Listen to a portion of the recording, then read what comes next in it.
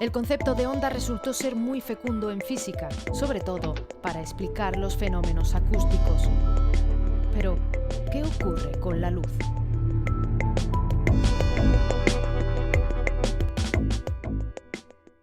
Desde los filósofos griegos hasta Newton, se creyó que la luz estaba formada por partículas que se movían en línea recta a gran velocidad. De hecho, partiendo de esta suposición, el genio de la manzana descubrió que si la luz del sol atraviesa una pieza triangular de vidrio, llamada prisma, se descompone en colores formando un espectro, como en un arco iris.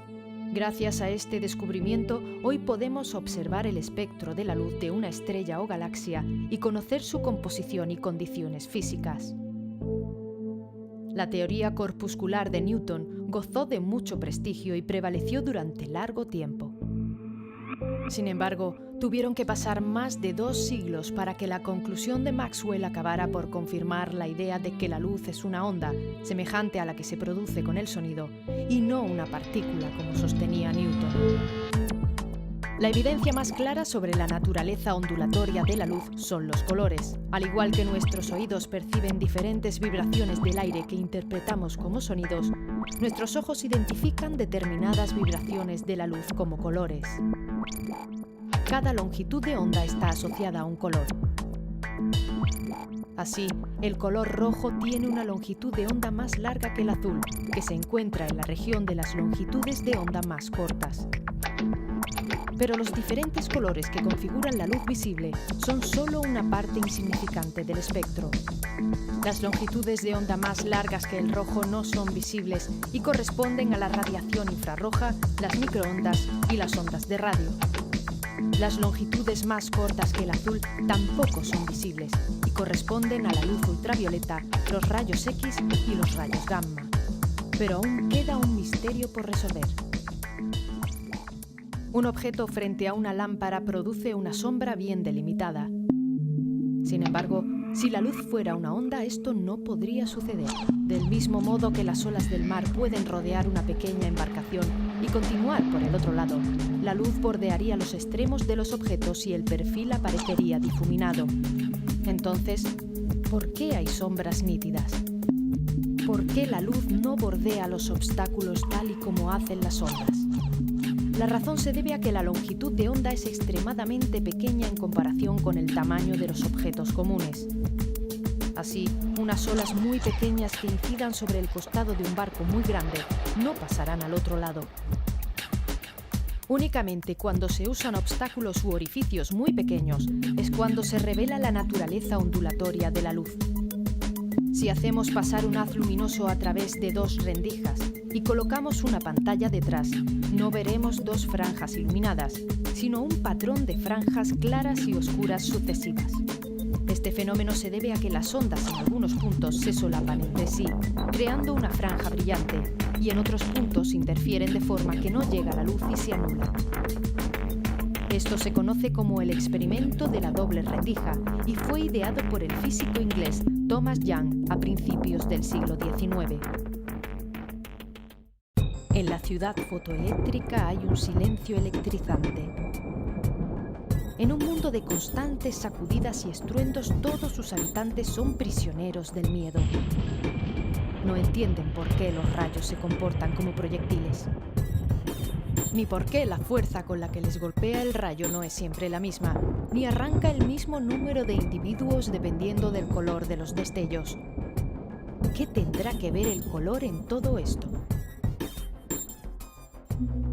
Aunque quedaba demostrado que la luz era una onda, había algo que la teoría ondulatoria no podía explicar. Heinrich Hertz, el creador de la comunicación sin hilos, observó en sus experimentos que cuando la luz incide sobre un metal, se liberan electrones generando electricidad. A este fenómeno se le dio el nombre de efecto fotoeléctrico, pero guardaba varios misterios. Por un lado, para arrancar el electrón del metal es necesario aportarle una energía mínima determinada. Sin embargo, si la luz era una onda cuya energía se extendía uniformemente, ¿cómo podría comportarse como un proyectil tan preciso? El segundo misterio vino de la mano de 2 ayudantes de Hertz, los físicos Philipp von Lenard y Joseph John Thomson. Tras sus estudios sobre los rayos catódicos, observaron que la energía a la que escapan los electrones del metal no depende de la intensidad de la luz, sino de su color. Para la física del momento, sonaba tan extraño como decir que la velocidad de un balón dependía del color de la bota que la golpeaba. Einstein encontró la respuesta a este enigma. La solución estaba en una suposición propuesta en 1900 por el físico alemán Max Planck al estudiar la radiación de los cuerpos calientes, como un horno. Cualquier cuerpo material, cuando está caliente, emite luz y otros tipos de radiación. No solo cuanto más caliente, más brillante, sino que el color con el que brilla un cuerpo cambia con la temperatura. Pero en la época de Planck había algo que no concordaba con la teoría. Según las celebradas ecuaciones de Maxwell, a mayor cantidad de energía suministrada, más luz y calor se irradiaba. De esta forma, se podía aumentar el nivel de energía infinitamente hasta irradiar una cantidad catastrófica de luz y calor. Sin embargo, ninguna materia, por mucho que llegue a calentarse, lo hace infinitamente.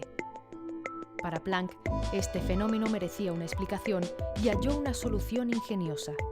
Consideró la radiación no como un flujo continuo, sino como una lluvia discontinua de proyectiles o pequeñas porciones de energía determinadas por un valor que nunca cambia, una constante. De esta forma, no solo la materia y la carga eléctrica tenían una estructura granular, sino también la energía. Por ello, a estas cantidades discretas de energía se les llamó cuantos. Pero para Planck se trataba solo de un truco matemático y no de una realidad física. 5 años después de la publicación del trabajo de Planck, Einstein extendió la misma suposición a la luz. La energía no estaba distribuida en una onda, como se había creído hasta entonces, sino que estaba concentrada en paquetes indivisibles o cuantos de luz. La diferencia con Planck es que Einstein sí consideró los cuantos como entidades reales. Para entenderlo, imaginemos una máquina expendedora de café. Según Planck, en su interior habría un depósito lleno de un continuo de café, y los cuantos serían solo la forma en que la máquina distribuye su contenido en pequeñas dosis. Para Einstein, en cambio, si miráramos en su depósito, descubriríamos que en realidad está lleno de pequeños volúmenes individuales. Es decir, la cuantificación era para él una característica propia de la naturaleza de la luz. En cierto sentido, Einstein resucitó la teoría de Newton, pero reemplazó los antiguos corpúsculos luminosos por cuantos de luz, o lo que es lo mismo, fotones. Einstein acababa de resolver el misterioso efecto fotoeléctrico. Solamente suponiendo la luz como una lluvia de partículas, se puede entender que cada electrón sea golpeado por un fotón individual de luz con una determinada energía. Así, al aumentar la intensidad de la luz, crece el número de fotones y de electrones arrancados, pero no su velocidad. En esencia, el fotón se comporta igual a cuando una bola de billar golpea a otra en reposo. Solo cuando la bola de billar o el fotón golpean con la fuerza suficiente, hacen saltar al electrón. La experimentación había demostrado que la velocidad a la que escapaban los electrones depende de su color. Según Einstein, esto significaba que la energía de cada cuanto de luz corresponde a un color o longitud de onda. Así, un fotón azul con una frecuencia elevada arranca electrones más veloces que un fotón rojo con una frecuencia baja. La explicación de Einstein resolvía el efecto fotoeléctrico, pero también enfrentaba a la física a un nuevo problema fundamental.